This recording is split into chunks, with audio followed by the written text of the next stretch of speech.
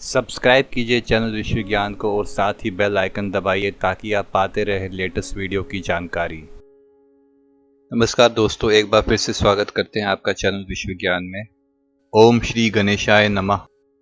संक्षिप्त महाभारत अर्थात संक्षेप में महाभारत, इस ग्रंथ का आदि पर्व अर्थात उपकरण यानी शुरुआत के बारे में जानेंगे, जो कि कम ही सुनने को मिलता है। जिसके आरंभ में ये श्लोक लिखा गया है, नारायणं नमस्कृत्य नरं चैव नरोत्तम देवीं सरस्वतीं व्यासं ततो जय मुदीरयेत। अंतर्यामी नारायण स्वरूप भगवान श्री कृष्ण, उनके सखा नर रतन अर्जुन, उनकी लीला प्रकट करने वाली भगवती सरस्वती और उनके वक्ता भगवान व्यास को नमस्कार करके असुरी संपत्तियों का नाश करने, अंतःकरण पर विजय प्राप्त कराने वाली महाभारत ग्रंथ कथा का पाठ करना चाहिए। इस ग्रंथ को जया भी कहा जाता है। ओम नमो भगवते वासुदेवाय। ओम नमः पितामहाय। ओम नमः प्रजापतिभ्यः। ओम नमः कृष्णदेवपायनाय। ओम नमः सर्वविघ्न विनायकेभ्यः। ओम का स्वरूप श्री वासुदेव विष्णु को नमस्कार है। ओम का स्वरूप भगवान पितामह को नमस्कार है। ओम का स्वरूप प्रजापतियों को नमस्कार है। लोमर्ष वर्ण के पुत्र उग्रश्रवा सूत वंश के श्रेष्ठ पुराणिक थे, अर्थात पुराणों की अच्छी जानकारी रखते थे। एक बार जब नैमिषारण्य क्षेत्र में कुलपति शौनक 12 वर्ष का सत्संग सत्र कर रहे थे, तब उग्रश्रवा बड़ी विनय के साथ सुख से बैठे वज्रनिष्ठ ब्रह्म ऋषियों के पास आए। जब नैमिषारण्यवासी तपस्वी ऋषियों ने देखा कि उग्रश्रवा उनके आश्रम में आ रहे हैं, तब उनसे चित्र विचित्र कथा सुनने के लिए उन्होंने उन्हें घेर लिया। उग्रश्रवा ने हाथ जोड़कर सबको प्रणाम किया और सत्कार पाकर उनकी तपस्या के संबंध में कुशल प्रश्न किए। सब ऋषि मुनि अपने अपने आसन पर विराजमान हो गए और उनकी आज्ञा के अनुसार वह भी अपने आसन पर बैठ गए। जब वे सुखपूर्वक बैठकर विश्राम कर चुके थे, तब किसी ऋषि ने कथा का प्रसंग प्रस्तुत करने के लिए उनसे ये प्रश्न किया, सूत नंदन, आप कहाँ से आ रहे हैं? आपने अब तक का समय कहाँ व्यतीत किया है?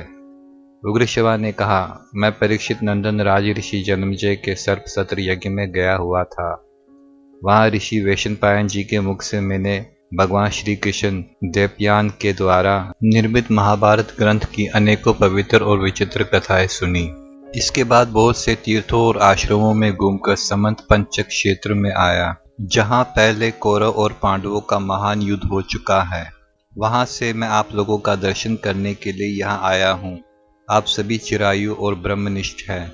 आपका ब्रह्म तेज सूर्य और अग्नि के समान है। आप लोग स्नान जप हवन आदि से निवृत्त होकर पवित्रता और एकाग्रता के साथ अपने अपने आसन पर बैठे हुए हैं। आप कृपा करके बतलाइए कि मैं आप लोगों को कौन सी कथा सुनाऊं। ऋषियों ने कहा, सूत नंदन, परम ऋषि श्री कृष्ण देवयान ने जिस ग्रंथ का निर्माण किया है और ब्रह्म ऋषियों तथा देवताओं ने जिसका सत्कार किया है, जिसमें विचित्र पदों से परिपूर्ण पर्व है, जो सूक्ष्म अर्थ और न्याय से भरा हुआ है, जो पद पद पर वेदार्थ से विभूषित और श्रेष्ठ है, जिसमें भरत वंश का संपूर्ण इतिहास है और जो सर्वथा शास्त्र सम्मत है, और जिसे श्री कृष्ण देवयान की आज्ञा से वैशंपायन जी ने राजा जन्मेजय को सुनाया है। भगवान व्यास की वही पुण्यमयी पापनाशिनी और वेदमयी संहिता हम लोग सुनना चाहते हैं। उग्रश्रवा ने कहा, भगवान श्री कृष्ण ही सबके आदि हैं। वह अंतर्यामी सर्वेश्वर, समस्त यज्ञों के भोक्ता, सबके द्वारा प्रशंसित परम सत्य ओम का स्वरूप ब्रह्मा है। वही एकमात्र अविनाशी और सर्वव्यापी परमात्मा है। वही साकार और निराकार स्वरूप एवं सनातन है। वह असत भी हैं और सत भी हैं। वह सत असत दोनों हैं और दोनों से परे हैं। वही विराट विश्व भी हैं। उन्होंने ही स्थूल और सूक्ष्म दोनों की ही सृष्टि की है। वही सबके जीवन दाता, सर्वश्रेष्ठ और अविनाशी हैं। वह पुराण पुरुष, सर्वोत्कृष्ट परमेश्वर एवं वृद्धि, श्रेय और आदि विकारों से रहित है, जिसे पाप कभी नहीं छू सकता, जो सहज शुद्ध है। वह ब्रह्म ही मंगलकारी एवं मंगलमय विष्णु है। उन्हीं चराचर गुरु नयन मनोहारी ऋषिकेश को नमस्कार करके सर्वलोक पूजित अद्भुत कर्मा भगवान व्यास की पवित्र रचना महाभारत का वर्णन करता हूँ। पृथ्वी में अनेकों प्रभावशाली विद्वानों ने इस इतिहास का पहले वर्णन किया है। अब करते हैं और आगे भी करेंगे। ये परम ज्ञान स्वरूप ग्रंथ तीनों लोकों में प्रतिष्ठित है। कोई संक्षेप से तो कोई विस्तार से इसे धारण करते हैं। इसकी शब्दावली शुभ है। इसमें अनेकों छंद है और देवता तथा मनुष्यों की मर्यादा का इसमें स्पष्ट वर्णन है। जिस समय इस जगत में ज्ञान और प्रकाश का अभाव था और अंधकार से परिपूर्ण था, उस समय एक बहुत बड़ा अंडा प्रकट हुआ जो संपूर्ण प्रजाओं का अविनाशी बीज था। वही समस्त प्रजाति की उत्पत्ति का कारण बना। वह बड़ा ही दिव्य और ज्योतिर्मय था। श्रुति उसमें सत्य सनातन ज्योतिर्मय ब्रह्म का वर्णन करती है। वह ब्रह्म अद्भुत, अचिंतनीय, सर्वत्र समान रूप से व्याप्त, अव्यक्त, सूक्ष्म, कारण स्वरूप एवं अनिर्वचनीय है। जो कुछ सत असत रूप में उपलब्ध होता है, सब वही है। उसी अंडे से लोक पितामह प्रजापति ब्रह्मा जी प्रकट हुए। उसके बाद 10 प्रचेता दक्ष, उनके 7 पुत्र, 7 ऋषि और 14 मनु प्रकट हुए। वृषदेवा, आदित्य, वासु, अश्विनी कुमार, यक्ष, साध्य, पिशाच, गृहाक, पितर, ब्रह्मऋषि, राजऋषि, जल, भूलोक, पृथ्वी, वायु, आकाश, दिशाएं, संवत्सर, ऋतु, मास, पक्ष, दिन, रात, ये संपूर्ण चराचर जगत प्रलय के समय जिससे उत्पन्न होता है, उसी परमात्मा में लीन हो जाता है। ठीक वैसे ही जैसे ऋतु आने पर उसके अनेकों लक्षण प्रकट हो जाते हैं और बदलने पर लुप्त हो जाते हैं, इस प्रकार ये काल चक्र जिसमें सभी पदार्थों की सृष्टि और संहार होता है, अनादि और अनंत रूप से सर्वदा चलता रहता है। संक्षेप में देवताओं की संख्या 33,3333 है। विवस्वान के 12 पुत्र है। दिव्य पुत्र बृहद्भानु, चक्षु, आत्मा, विभासु, सविता, ऋचिक, अर्क, भानु, आशावह, रवि और मनु। मनु के 2 पुत्र हुए, देवव्राट और सुब्राट। सुब्राट के 3 पुत्र हुए, दश ज्योति, शत ज्योति और सहस्त्र ज्योति। दश ज्योति के 10,000, शत ज्योति के 1,00,000 और सहस्त्र ज्योति के 10,00,000 पुत्र उत्पन्न हुए। इसी से कुरु, यदु, भरत, ययाति और इक्ष्वाकु आदि राज ऋषियों के वंश चले। बहुत से वंशों और प्राणियों की सृष्टि यही परंपरा है।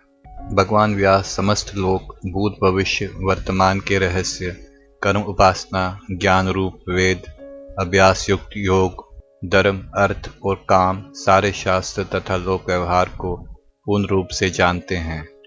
उन्होंने इस ग्रंथ में व्याख्या के साथ संपूर्ण इतिहास और उसकी सारी श्रुतियों का तात्पर्य कह दिया है।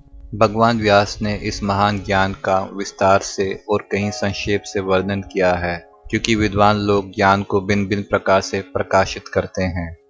उन्होंने तपस्या और ब्रह्मचर्य की शक्ति से वेदों का विभाजन करके इस ग्रंथ का निर्माण किया है और सोचा कि इसे शिष्यों को किस प्रकार पढ़ाऊं।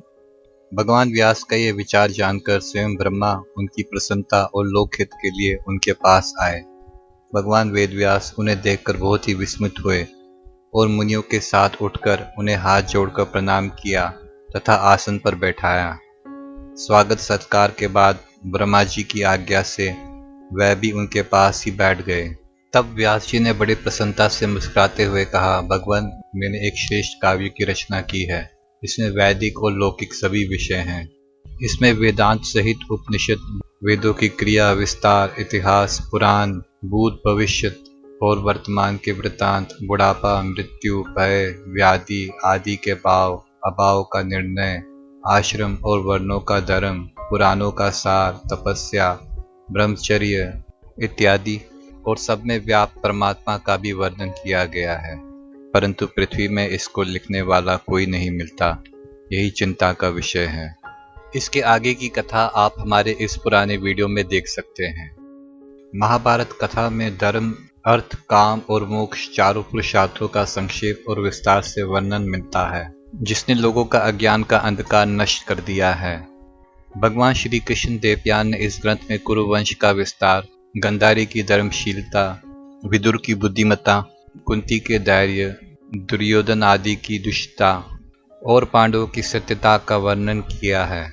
इसकी प्रत्येक कथा से भगवान श्री कृष्ण की अनिर्वचनीय महिमा प्रकट होती है। यह महाभारत रूप कल्पवृक्ष समस्त कवियों के लिए आश्रय स्थान है। जो श्रद्धापूर्वक महाभारत का अध्ययन करता है उसके सारे पाप नष्ट हो जाते हैं, क्योंकि इसमें देवर्षि, ब्रह्मर्षि, देवता आदि के परम पवित्र कर्मों का वर्णन है। इसमें सनातन पुरुष भगवान श्री कृष्ण का स्थान स्थान पर कीर्तन है। वही सत्य, ऋत, परम पवित्र और मंगलमय है। वह अविनाशी, अविचल, अखंड ज्ञान स्वरूप परम ब्रह्म है। बुद्धिमान लोग उन्हीं की लीलाओं का गायन करते हैं। वह सत असत दोनों हैं। जगत की सारी चेष्टा उन्हीं की शक्ति से होती है। जो कुछ पंचभौतिक, आध्यात्मिक अथवा प्रकृति का मूलभूत निर्विशेष ब्रह्म स्वरूप है, वह सब उन्हीं का स्वरूप है। सन्यासी ध्यान के द्वारा उन्हीं का चिंतन करके मुक्त होते हैं और दर्पण में प्रतिबिंब के समान संपूर्ण प्रपंच को उन्हीं में स्थित देखते हैं। ये ग्रंथ उनके चरित्र से पूर्ण है, इसलिए उनका पाठ करने वाला पाप से छूट जाता है। इस महाभारत ग्रंथ का शरीर है सत्य और अमृत। इतिहासों में यही सर्वश्रेष्ठ है। इतिहास और पुराणों के द्वारा ही वेदार्थ का निश्चय करना चाहिए। इस ग्रंथ में भाव शुद्धि पर विशेष जोर है, इसलिए महाभारत ग्रंथ का अध्ययन करते समय भी भाव शुद्ध रखना चाहिए। कैसे हुई थी महाभारत कथा की रचना, ये आप हमारी पुरानी वीडियो में देख सकते हैं। वीडियो अच्छा लगा तो शेयर, सब्सक्राइब और लाइक करें। धन्यवाद और नमस्कार।